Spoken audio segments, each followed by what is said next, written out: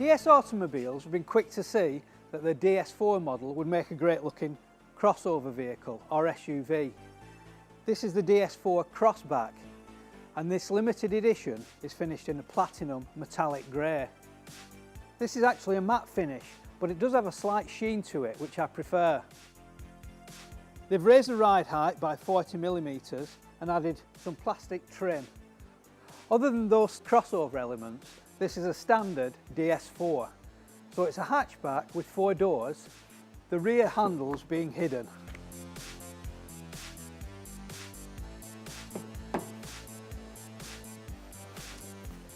The inside of most DS models are quite plush, and this DS4 Crossback is no exception. There are some cheaper plastics on the centre console here and maybe a little bit lower down, but generally the fit and feel of all the materials in here is pretty good, especially across the top of the dash here where this textured plastic feels quite spongy.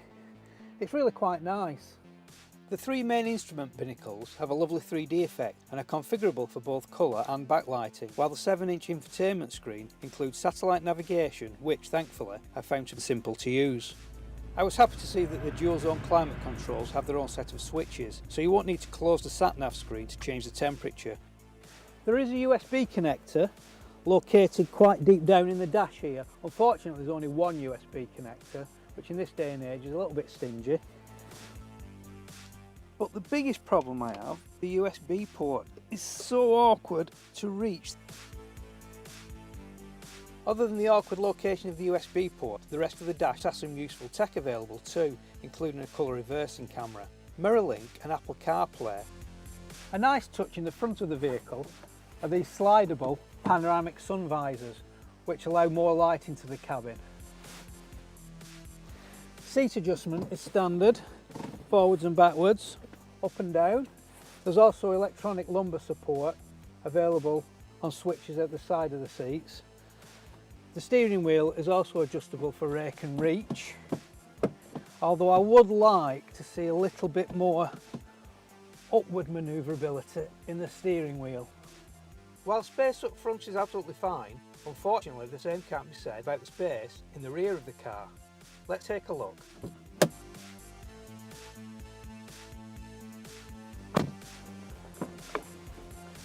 First off, I have to say that the space to get in and out of the car isn't very big in the rear at all. It's a little bit of a squeeze. And once in, you'll find there isn't a great deal of space either. Knee space for me is okay, being only 5'8". Headroom's not too bad either. But you'll find that in rivals like the BMW 1 Series and the Mercedes A-Class, there's more space. In the middle seat, nice and flat, not too bad at all. There's a slight transmission tunnel problem here for your feet, but nothing to write home about really.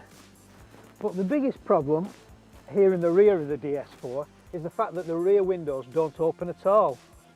No handle, no switch, a completely sealed unit. So your rear passengers may not be too happy on a hot day. Let's take a look at the boot.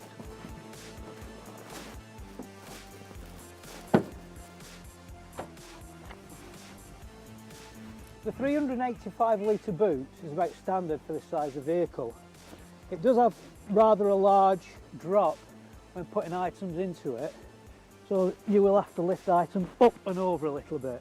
But there are a couple of useful items in here, like there's a couple of hooks for hanging shopping in, and there's also a removable torch, which could be quite handy. Okay, let's see how it drives.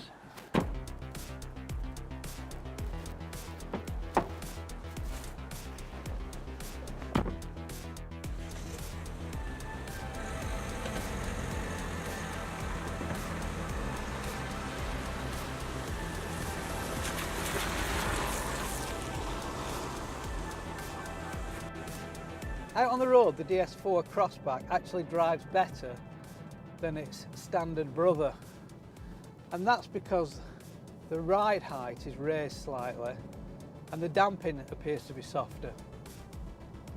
The DS4 has always had a bit of a hard ride, and it was criticised for being quite clunky over speed bumps. But the Crossback version, yeah, like I said, it feels smoother, feels better. It still goes around corners very well. There's not too much body lean, but it's a million miles away from being sporty really.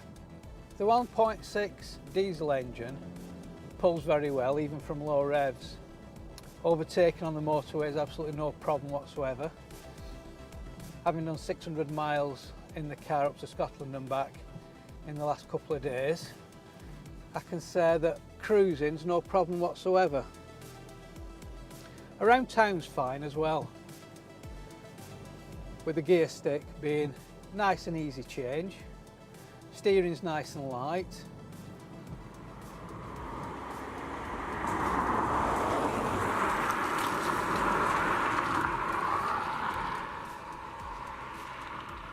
Noise levels in the DS4 are pretty well subdued.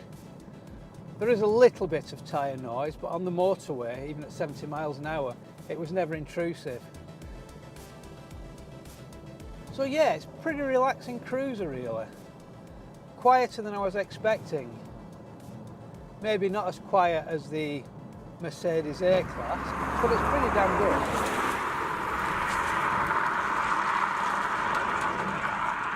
So is the DS4 Crossback Moondust Special Edition worth its £28,000 asking price? Well no, not really, considering that Volvo have the excellent XC40 available for around about the same money, and Skoda have the new Karoq available for substantially less.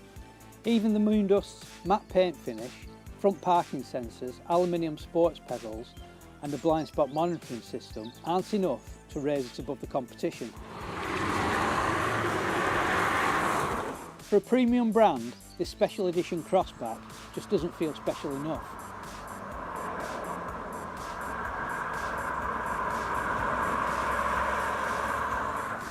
If you've enjoyed this video, please subscribe by hitting the button below, and then you'll be the first to see all future videos from Car Indicators.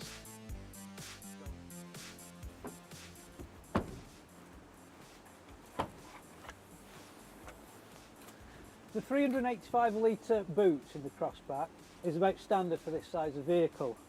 It does have rather a large drop when you're putting items into the boot, but there are a couple of useful hanging hooks here in the rear, and there's also a torch removable from the side which could come handy on those long lonely nights walking home.